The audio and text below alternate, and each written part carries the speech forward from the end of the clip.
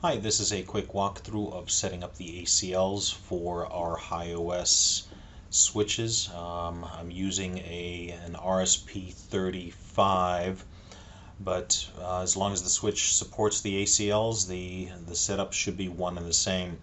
So this switch that I'm managing here has a 10.2 address. I'm currently utilizing HiView to manage this switch. And what you'll notice in the ping window is I am pinging a device which is a 10.3. My IP address that I'm managing from is a 10.99. So from the 10.99 I am pinging the 10.3 through the 10.2. So the 10.3 is behind the 10.2. And what I'm going to do is I'm going to set up a very quick ACL rule to show the bidirectional traffic that needs to be authorized. First, you go into your network security under ACLs, and what we're going to do is we're going to set up an ACL rule. So I'm going to create this. It's going to ask for a group. And in this case, we will call this the SCADA room, and we're going to start off with an index. We'll start off with an index 10. We'll just go up in increments of 10. This will still allow for subsets to later insert an index of 11 and so on. So it'll be a group name of SCADA room. Oh, and it did not allow that.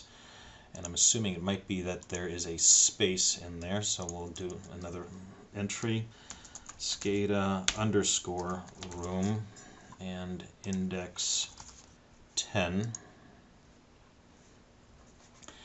And we're then also going to create the other side of the switch, and in this case we're going to create, and it's going to be called process underscore 1, and we're also going to start in increments of 10.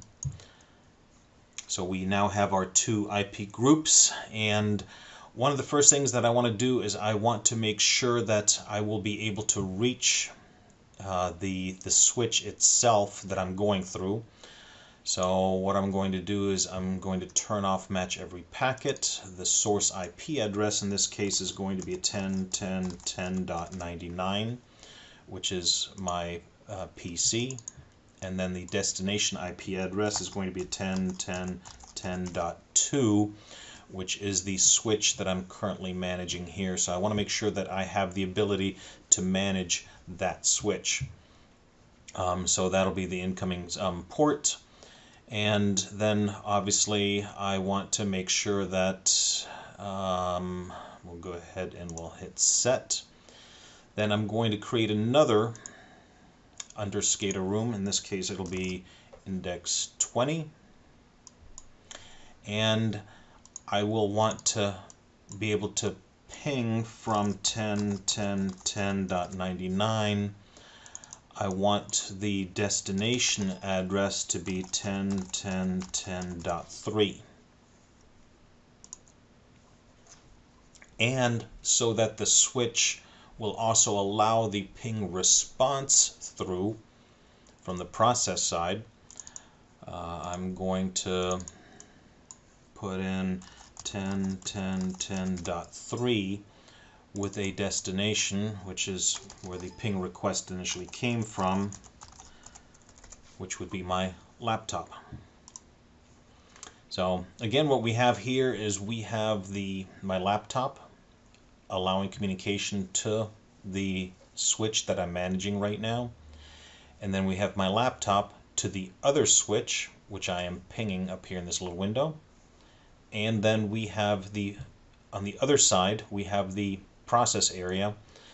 This is the switch then being able to respond to the ping requests from 10.99. So that's one portion of the ACL rules. We hit set again just to make sure, and just do a quick reload.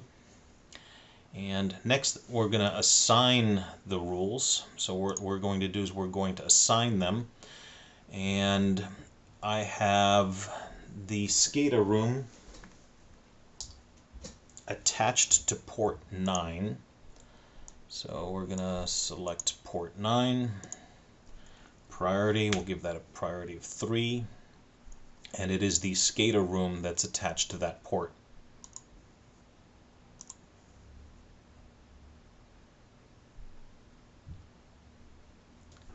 The next thing we're going to do is we're also going to assign the other port, and the other port, which is the process room,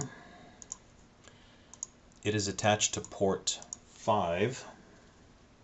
Verify that, yes. We're also going to give that a port priority of 3, and we're going to hit OK. So as you can see, we're still pinging the switch, but if I were to go in here and change this permit to a deny, you will note that these pings will have ceased. And if I change this back to a permit,